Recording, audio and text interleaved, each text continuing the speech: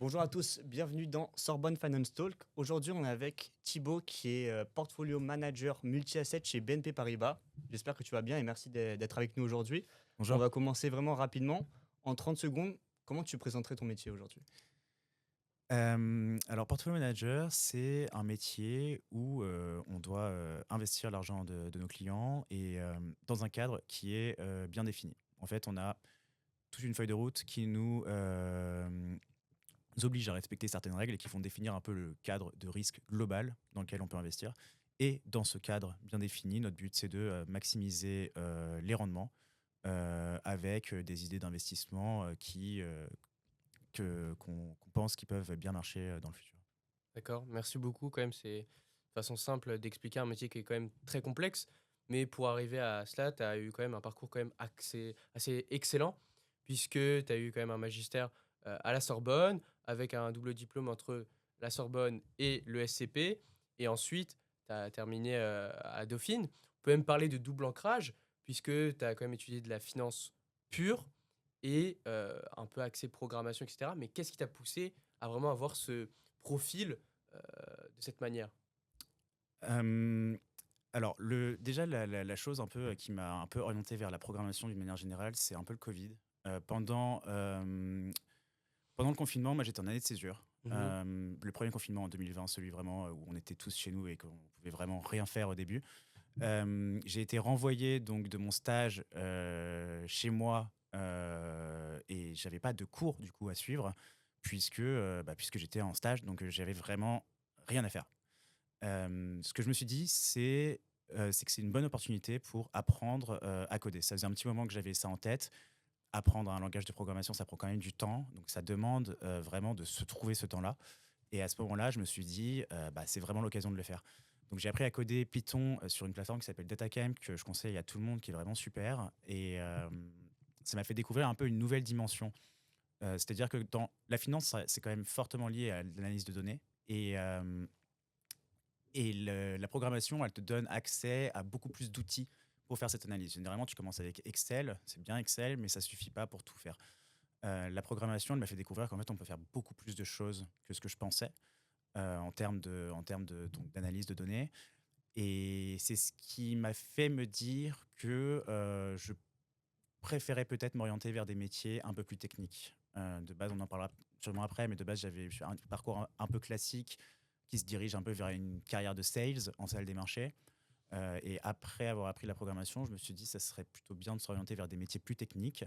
Et on m'a fait assez vite comprendre que avoir appris à coder dans sa chambre, c'était bien, mais c'était quand même mieux d'avoir un vrai diplôme qui atteste de ton niveau. Et c'est pour ça que je me suis dirigé vers un autre master en informatique, histoire que, pour rassurer un peu les recruteurs en fait. C'est un peu compliqué pour un recruteur, je pense, de te recruter sur la base de j'ai appris à coder pendant le Covid. Ils aiment bien avoir quand même une certitude, quelque chose qui atteste de ton niveau, qui vraiment montre que tu as fait des projets, des vrais projets. Euh, et du coup, c'est pour ça que je suis allé à Dauphine en informatique pour vraiment tenter d'avoir vraiment la ligne sur mon CV qui atteste de ça. Et juste pour revenir sur le parcours académique, pour ceux qui nous regardent, parce qu'on est quand même le Sorbonne Finance Talk, tu viens de la Sorbonne aussi, tu as fait une licence de gestion, c'est ça? Yes. Ouais, c'est ça. J'ai fait 5 ans à la Sorbonne en fait. Donc Ouais. j'ai fait vraiment la quasi-totalité de ma scolarité. J'ai commencé en gestion et je me suis ensuite orienté vers le magistère finance donc dès la troisième année. Ça jusqu'à la cinquième. J'ai fait mon année de césure, je l'ai faite à la Sorbonne aussi. Mes deux stages, je les ai faits en étant étudiant de la Sorbonne. Et j'ai fait en dernière année du magistère un double diplôme avec le master finance de l'ESCP. Parce qu'il y a des partenariats entre le magistère et le master finance de l'ESCP qui nous permettent de potentiellement faire ce double diplôme. En fait, en dernière année de magistère à la Sorbonne, tout le monde fait un deuxième diplôme. C'est le magistère qui poussait à ça. Je ne sais pas si c'est toujours la même chose aujourd'hui, mais je pense que oui. Qui poussait en fait à faire un deuxième diplôme pour un peu se diversifier. Et je pense que c'est une très bonne idée. Et moi, je l'ai fait avec le SCP. Je voulais avoir un peu un autre nom sur le CV. Et le côté un peu fac, école de commerce, du coup, je trouvais ça pas mal. D'accord. Et donc, je reviens sur un de tes points. Tu as évoqué tes stages et on sait que tu as commencé en sell side, peut même évoquer Société Générale où tu as fait des stages. Et donc, moi, ce que je voulais savoir, c'est qu'est-ce que ces stages en sales, du coup, et en produits structurés, qu'est-ce qui t'ont précisément appris sur le fonctionnement du marché et surtout sur la psychologie des clients? Alors, stage, enfin, c'est un peu compliqué de retenir là un peu ce que tu apprends dans ce genre de stage en termes de ta compréhension du milieu. En fait, quand tu arrives à ton premier stage, tu te rends compte que tu comprends rien du tout au milieu. En fait, tu as une maîtrise des bases théoriques qu'on t'a apprises en cours. C'est normal. Tu les as vues. Mhm. Mais en tout cas, à la fac, je trouve que c'est peut-être plus un problème de la fac qu'en école. Mais moi, à la fac, je l'ai quand même pas mal ressenti, c'est que finalement, tu sais pas exactement comment ça fonctionne en pratique.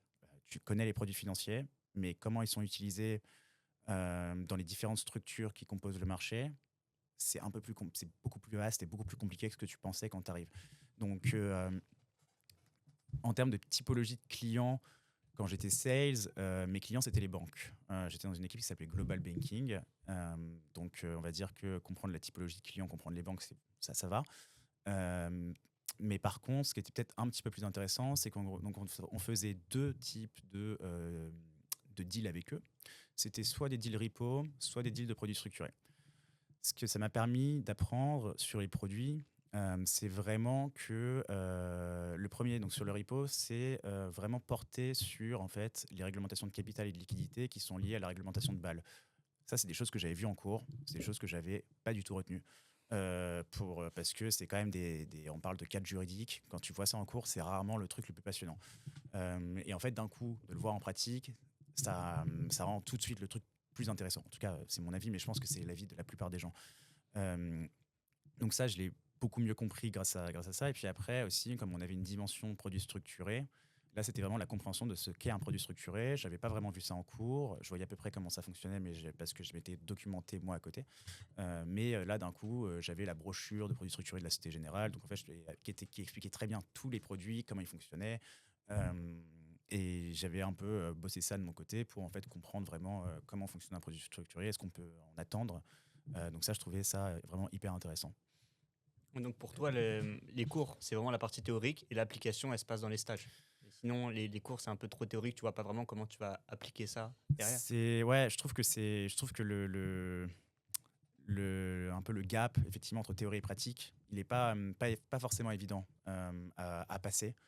Je sais que encore une fois, alors on parle, moi quand j'étais étudiant, ma dernière année, c'était il y a 5 ans. Donc quand on parle de quand j'étais en troisième année, donc du coup si tu comptes la césure, c'était il y a 8 ans. Non, non, c'était pas il y a 8 ans, c'était plutôt il y a 6-7 ans. Mais c'était il y a quand même un petit moment, ça a peut-être changé depuis. Mais je trouve que effectivement, il y a, on t'apprend pas forcément vraiment les implications pratiques de ce que tu vois en cours. Et je pense que je pense que c'est dommage. Et puis c'est vrai que c'est un petit problème parce que quand tu arrives en stage, tu tombes un peu des nues, quoi, parce que tu te rends compte effectivement que tu comprends pas grand-chose à ce que tu as appris pendant 2 ans. Ok. Mais du coup, comme tu dis, quand on arrive dans le marché, etc., enfin, son premier job, comme tu l'as dit en finance, est-ce que tu dirais aux jeunes, même aux étudiants, tu leur conseillerais de commencer le plus tôt des stages? Ah ouais, vraiment. Euh, c'est c'est plus ce qui va te déterminer que les cours que tu as fait, hein, finalement. Les stages dans un CV, c'est plus important que l'école que tu as faite, finalement. Au début, on met un accent assez fort sur ce que tu fais comme étude. C'est normal, tu n'as pas fait de stage, donc de toute façon, tu vas mettre beaucoup ça en avant. Après, honnêtement, quand tu passes un entretien, à partir du moment où tu as 2 stages déjà sur ton CV, je peux t'assurer qu'en entretien, tu vas passer 60% du temps à parler de tes stages, tu vas passer 20-30% du temps à peut-être de questions techniques. Enfin, là, je donne des pourcentages, en vrai, ça dépend des postes.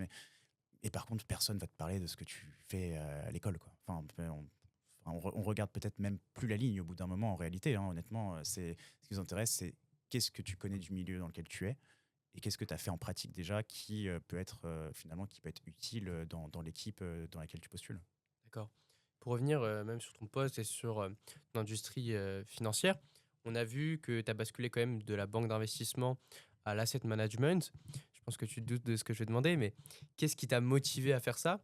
Et j'aimerais aussi savoir, par rapport à ton alternance en fixed income, que tu as fait, par rapport à Dauphine, comment elle t'a préparé pour ton métier d'aujourd'hui? Alors le passage, ce serait mentir de dire que c'était prémédité honnêtement. En Mmh. fait, j'ai fait mes 2 premiers stages en salle des marchés pour une raison qui est, assez simple. C'est que quand tu cherches des stages, tu cherches des stages là où il y a des propositions et il y a beaucoup plus de propositions en banque que dans, l'asset management typiquement. Hem, les banques sont plus grosses, elles ont beaucoup plus de stagiaires, donc forcément il y a plus d'offres. On t'en parle beaucoup plus en cours aussi, pour une raison qui m'échappe un peu honnêtement, je sais pas trop pourquoi, mais on t'en parle beaucoup plus en cours. On va beaucoup plus te parler des salles des marchés, du métier de sales, que du métier de portfolio manager par exemple. En tout cas, moi, c'était mon impression. Donc, je me suis dirigé en salle des marchés parce que c'est ce dont on me parlait et parce que c'est là que tu vois le plus d'offres. Donc, c'est là que j'ai réussi à avoir mes premiers stages. Et après, pour mon alternance, je voulais faire quelque chose de différent, forcément, parce que c'est un peu le principe. Tu as envie de faire des stages, enfin, tes expériences, en fait, tes stages, tes alternances, tout ce que tu veux. C'est la seule fois dans ta vie où tu as l'occasion de faire des expériences vraiment relativement courtes. Après, quand tu arrives dans un job et que tu es en CDI, tu vas pas te barrer au bout de 6 mois pour tenter un autre job, puis te barrer encore au bout de 6 mois, tu essayes de construire quelque chose. Donc tes stages et tes alternances, c'est quand même l'opportunité de faire ça et du coup de faire des choses différentes. Donc je voulais aller dans une structure différente et en fait j'ai juste vu une offre à laquelle j'ai postulé et tu te retrouves un peu ici. Franchement, j'avais pas non plus de plan extrêmement défini à part que je voulais faire quelque chose de différent. Et, euh, et j'ai vraiment beaucoup aimé le milieu dans lequel je me suis retrouvé en alternance. Euh, et après, est-ce, est-ce que ça m'a aidé tant que ça pour le métier que je fais aujourd'hui? Peut-être un petit peu, mais ce que j'ai fait en alternance en fixed income chez BNP Asset Management, c'est vachement différent de ce que je fais aujourd'hui. En fait, quand je suis arrivé, en plus, moi en alternance, j'ai postulé pour une alternance alors que je faisais un master en informatique.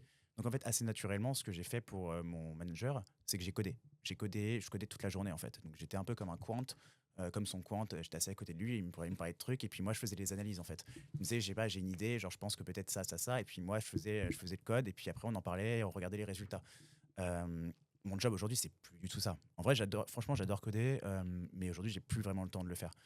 Donc, ça m'a aidé dans la compréhension globale peut-être du métier d'asset manager, mais euh, mais je mais en tout cas, j'ai pas appris le métier de portfolio manager lors de cette alternance.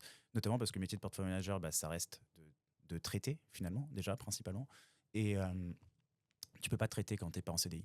Donc de toute façon, il y aura toujours quelque chose du métier que tu comprendras pas. Et du coup, on va parler un peu plus du métier concrètement. Qu'est-ce qui te fait lever le matin? C'est quoi ce truc qui te donne envie de travailler? Qu'est-ce que tu aimes dans ton métier de portfolio manager? C'est un métier vraiment où si tu es curieux, franchement, si tu aimes bien apprendre, je pense que c'est difficile de trouver un métier qui te conviendra plus. En fait, c'est se lever constamment pour apprendre de nouvelles choses, constamment pour se former sur de nouveaux sujets. Et ça, c'est extrêmement intéressant, en tout cas quand c'est des choses que tu valorises. Tu vois, en donnant des exemples un peu concrets, mais aujourd'hui, la thématique la plus importante, on va dire, dans les marchés, c'est l'intelligence artificielle. Il y a 6 mois, c'était les droits de douane. Il y a quelques années, c'était la guerre en Ukraine. Et en fait, avant ça, tu avais le Covid. En fait, à chaque fois, tu as un nouveau sujet qui arrive sur lequel tu dois te former et que tu dois essayer de comprendre parce que ça a un impact très fort sur les marchés. Et je trouve que ça, franchement, c'est vraiment c'est super, super cool en fait de pouvoir allier cette capacité vraiment à développer des connaissances avec le travail. En fait, c'est pas un métier du tout qui est redondant. Chaque Non, mois, c'est tu vas ça, avoir ouais. une nouvelle thématique, faut t'adapter, etc. Franchement, ça change énormément, bien évidemment. Comme dans tout métier, tu as des tâches qui sont redondantes, c'est normal. Il y a forcément des choses que tu fais tous les jours, c'est logique. Mais il y a quand même une grande partie des choses qui vont évoluer. Le marché évolue tout le temps, en fait, donc ton métier aussi, du coup. Et justement, cette passion au quotidien, elle se traduit par la manière dont tu travailles. Est-ce que tu pourrais nous expliquer, on peut un peu vulgariser ou en simplifiant, comment tu construis ton portefeuille? C'est quoi tes étapes? En fait, je vais plutôt le prendre avec une autre tournure. C'est plutôt comment tu cibles une opportunité d'investissement. Parce que finalement, un portefeuille, ça reste plein d'idées d'investissement.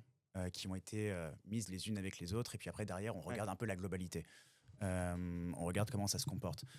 Mais on va dire qu'à la base, tu regardes quand même il y a un segment qui t'intéresse et tu te dis ça, ce serait quand même un trade intéressant pour X ou Y raison et tu as envie de l'ajouter au portefeuille. Donc, plutôt ce que je veux dire, c'est pourquoi est-ce qu'un trade peut paraître intéressant ou pas et là, un peu, ça va être de l'analyse sur, je dirais, deux grosses parties. La première, c'est une partie qui est vraiment liée aux fondamentaux. Ça, c'est des choses que généralement, quand tu es étudiant, tu maîtrises parce que c'est ce que tu vas apprendre en cours. Euh, les fondamentaux d'une boîte, d'une entreprise, d'un secteur, d'une thématique, tout ce que tu veux, ils sont influencés par la macroéconomie dans le pays en question. Forcément, tu as plus de croissance. Plus de croissance, c'est plus de consommation. Plus de consommation, c'est plus d'argent qui circule, et notamment pour les entreprises. Tu as la microéconomie, donc là tu regardes vraiment ce qui se passe au niveau de la boîte. Une boîte qui a plus de marge, forcément c'est mieux en termes pour le prix de ses actifs. Généralement on essaye une boîte qui a moins de levier ou des choses comme ça. Enfin, tu peux regarder un petit peu tout ce qui vraiment est lié à sa structure économique et financière. Et ensuite, le troisième segment de cette section que je qualifierais de fondamentaux, c'est tout ce qui touche à la politique, que ce soit monétaire ou fiscale ou politique de régulation. Et tout ce qui ça aussi, ça a un impact assez fort sur les fondamentaux des entreprises, des secteurs, des indices, tout simplement.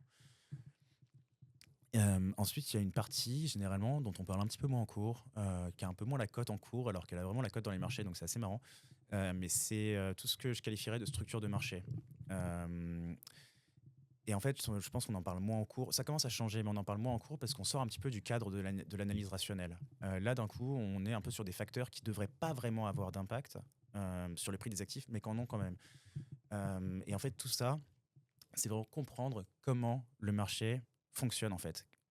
Comment les différents investisseurs fonctionnent, est-ce qu'ils sont optimistes, est-ce qu'ils sont pessimistes, est-ce qu'ils sont fortement investis, est-ce qu'ils ne sont pas vraiment investis. Et tout ça, ça a un impact aussi qui est très fort. Donc plus psychologie de marché. Ouais, c'est ça, c'est vraiment ce niveau un peu on dit psychologie, mais après, c'est pas forcément psychologie parce qu'on s'intéresse également aux algos. Et les algos, est-ce que tu peux trouver de la psychologie là-dedans? Pas vraiment, mais c'est essayer de comprendre ce qui se passe finalement au sein de ce marché. Il y a des décisions qui sont prises, qui sont en lien avec les fondamentaux, il y en a qui sont prises qui n'ont rien à voir avec les fondamentaux. Et tu es obligé de comprendre les deux, en fait, si tu veux anticiper ce qui peut se passer sur un segment. Je vais donner un exemple assez simple, mais typiquement, ce qu'on appelle le positionnement, c'est le degré auquel les investisseurs sont positionnés sur une classe d'actifs. Si je te dis que le positionnement sur les actions américaines, il est à 98%, donc c'est-à-dire que tout le monde est déjà positionné assez fortement dessus, bah en fait, il peut se passer ce que tu veux, il y a quand même moins de potentiel de hausse sur les actions américaines. Tout simplement parce qu'en fait, derrière, il n'y a plus personne qui peut acheter, tu vois. Si tout le monde est positionné déjà et que tout le monde est à fond, qui va acheter même s'il y a une grosse bonne nouvelle? Pas beaucoup moins de gens. Par contre, ce qui peut se passer, c'est qu'à la moindre petite nouvelle, plein de gens vendent. Et du coup, tu as une asymétrie qui se crée. Et ça n'a rien à voir fondamentalement avec les fondamentaux, finalement. Il y a beaucoup de gens qui sont sur un marché généralement parce que les fondamentaux étaient bons. Mais par contre, le fait que maintenant, parce qu'il y a tout le monde, le prix ne peut plus monter, ça n'a rien à voir. Dans la théorie rationnelle des marchés, s'il y a une bonne nouvelle, le prix doit monter, techniquement. Il arrive que ça ne soit pas le cas. Et souvent, la raison, c'est parce que tout le monde est déjà dessus. Ouais, donc il y a faut avoir plusieurs horizons, voir plusieurs choses avant de construire. C'est vraiment une analyse, assez vraiment hétérogène. En fait, tu regardes vraiment énormément de facteurs et tu peux pas t'arrêter uniquement à l'économie et la microéconomie et la politique. En fait, il y a plein d'autres choses.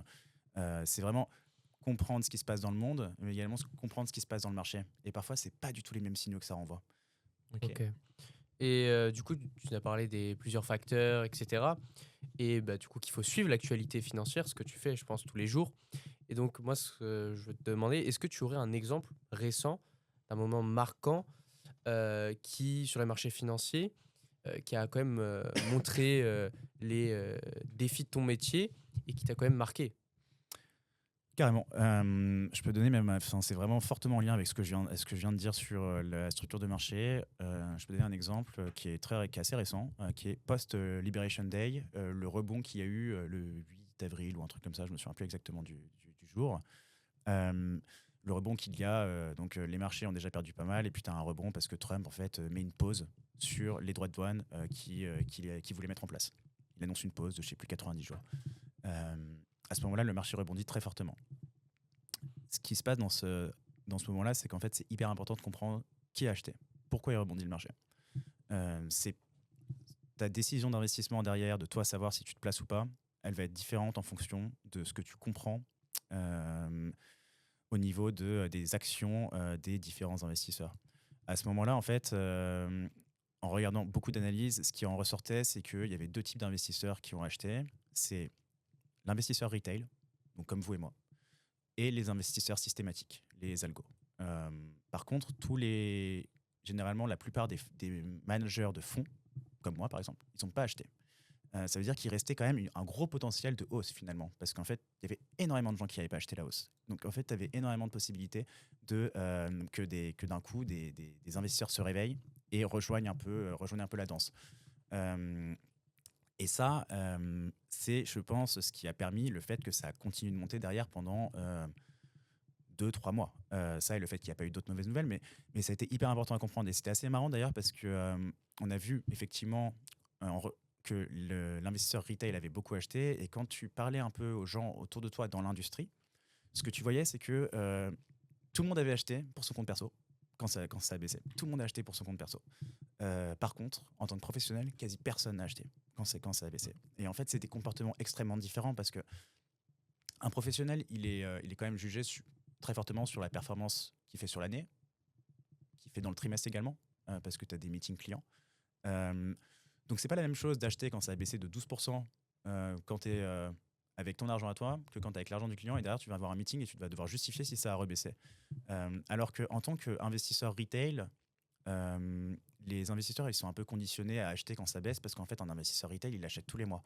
Tous les mois, il reçoit une part, il reçoit son salaire et tous les mois, il y a une part qui va un peu sur ses investissements.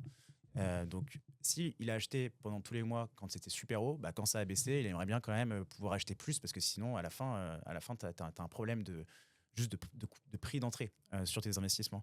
Donc, tout le monde a acheté sur son compte perso. Et en fait, ça a permis de ramener des flux acheteurs qui ensuite ont déclenché les flux acheteurs des algos, ou je ne sais plus exactement dans quel sens ça s'est fait. Mais du coup, en fait, tu as eu besoin que de deux catégories d'investisseurs, 2 typologies, pour avoir un rebond assez fort et qui a perduré très très longtemps. Là, ça s'est un petit peu calmé, mais on parle de avril jusqu'à septembre, octobre. Donc on parle quand même de 5-6 mois. Et donc même quand il y a ce genre de divergence entre les investisseurs retail qui entrent dans le marché et les institutionnels, même si les retail ils le font pas forcément en ayant raison, ça peut quand même pousser le marché. Ils ont assez de puissance comparé aux institutionnels pour faire monter. Ah ouais, vraiment. Franchement, il y a une grosse puissance de l'investisseur retail. Bon, nous, ça nous paraît un peu bizarre en tant que Français parce qu'on n'est pas trop habitué à ça, mais en fait, c'est aux États-Unis surtout qui a cette grosse puissance-là. L'investisseur retail aux États-Unis, il représente énormément c'est énormément de flux. Hein. On parle d'estimation que j'ai le plus lu, c'est environ 5 milliards d'achats par jour. Donc on parle d'une masse. On ne joue pas dans le même cours en France. C'est massif, hein, c'est massif. Donc quand ils commencent à mettre plus et à mettre beaucoup, ça peut changer pas mal de choses. Ok. Et par rapport aux étudiants qui nous regardent, moi je pense certainement qu'il y en a certains qui veulent peut-être se diriger vers cette carrière, ou peut-être que tu en as inspiré après ce podcast. Et donc pour toi, quels sont les fondamentaux ou même les compétences à avoir pour réussir dans ce domaine et dans ce métier? J'en ai un petit peu parlé avant, mais je pense que quand j'ai dit ce qui me plaisait dans ce métier, mais je pense que là, vraiment la compétence la plus importante, qui n'est pas vraiment c'est pas un hard skill, mais c'est vraiment la curiosité. C'est un métier, en fait, il y a 15 000 manières différentes de vouloir investir. Il y a plein de choses que tu peux regarder. J'en ai un petit peu parlé aussi un petit peu avant en disant les différents facteurs que tu peux regarder. Il y a plein de classes d'actifs, plein de stratégies différentes que tu peux faire. Donc en fait, ça nécessite un petit peu de se trouver un petit peu sa propre stratégie, son propre process. Et ça demande de se documenter, d'être très curieux en fait, de regarder beaucoup de choses. Donc ça, je pense que c'est vraiment la. Et puis même le matin, tu vas lire les news à chaque fois de la veille. C'est une part très importante de ton taf.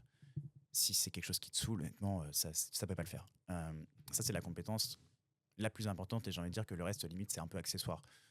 Mais ce qui est de plus en plus demandé, c'est également des compétences en programmation.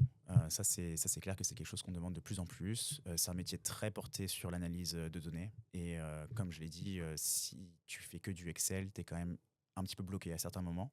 Tu peux pas faire de machine learning typiquement sur Excel.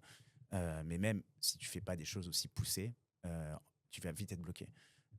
Si tu veux faire des backtests sous Excel, ça devient vite un enfer. En programmation, tu peux faire beaucoup plus de choses. Donc ça, ce serait la deuxième compétence. Et puis la troisième compétence que je mettrais un petit peu, mais qui est un peu en lien avec la curiosité finalement, mais c'est que finalement, cette curiosité, elle doit être sur le secteur de la finance, bien évidemment, mais en fait, s'intéresser surtout au monde tel qu'il t'entoure. Parce que un marché, c'est des investisseurs différents. Un marché, c'est également une histoire, c'est des comportements. Et il y a plein finalement de domaines qui peuvent rentrer en jeu. Ça inclut de la psychologie, ça inclut de l'histoire, ça peut inclure de la philosophie, ça peut de la sociologie. Enfin, c'est vraiment de la compréhension du monde finalement. Et ça inclut beaucoup plus que seulement de la théorie financière. Donc pour tous les étudiants, même si vous êtes en licence de philo, n'hésitez pas à devenir portfolio manager. Mais j'espère qu'en tout cas les conseils vous ont plu. Et est-ce que tu auras un mot de la fin, une citation, un Cap de fin, ouais. Ouais, voilà. Alors c'est peut-être un petit peu en lien, enfin c'est un conseil pour la fin. C'est un conseil en fait que moi j'aurais aimé savoir un petit peu plus tôt, que j'ai appris un peu sur le tard quand j'étais déjà en stage. Mais c'est quand vous postulez, quand vous cherchez un stage ou quoi que ce soit, n'oubliez pas que vous êtes une personne. C'est-à-dire, c'est bien d'être fort en cours, c'est bien de maîtriser les concepts. Il n'y a aucun doute, il faut les maîtriser de toute façon, parce que si on vous pose une question qu'on considère comme simple et que vous ne la maîtrisez pas en entretien, ça la fout mal. Il y a peu de chances que vous soyez pris. Mais ne négligez pas toute la partie qui parle de ce qui vous intéresse. Donc, que ce soit sur le CV, vos intérêts. Si vous faites un sport, si vous faites de la musique, si vous faites de la littérature, peu importe, tout ce qui vous intéresse.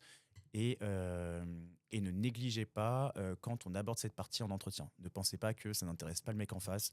Ne vous dites pas, si vous dites « Ah, mais du coup, je vois que tu fais du vélo », dites pas « Oui, oui, j'en fais un peu » et puis c'est tout, quoi. Essayez d'engager un dialogue. En fait, je pense que ce qu'il faut comprendre, c'est que une équipe, c'est des personnes, avant tout. Plus que des hard skills et des connaissances en maths et savoir coder. C'est des personnes qui vont travailler ensemble et tout le monde a envie que ça se passe bien. Et on aimerait bien aussi que quand on va déjeuner, on aimerait bien parler d'autre chose que de finance. Donc en fait, quand on voit les passions des gens, ça nous donne aussi une idée un peu de comment la personne est et de si ça peut matcher en fait. Parce que c'est ça aussi. C'est vraiment, il y a vraiment une question humaine qui est forte derrière et qu'on comprend un peu trop tard, je pense, en tant qu'étudiant, où finalement on a l'impression que c'est uniquement les connaissances qui comptent. Je pense que là je parle pour moi vraiment, hein, mais moi je dirais que le côté humain est beaucoup plus important. Ça marche. En tout cas, merci beaucoup Thibaut pour cet Ouais. épisode. Merci d'être là. Merci à Exactement. tous aussi de nous écouter. Ouais. Merci à vous. Les éditeurs. Et on se retrouve dans un prochain épisode. N'hésitez pas à nous mettre 5 étoiles, que ce soit sur Spotify, Deezer, vous abonner au Instagram, donc Sorbonne Finance Talk. On a un compte TikTok aussi. C'est gratuit. Donc voilà, merci à tous et rendez-vous dans le prochain épisode. Ciao, ciao.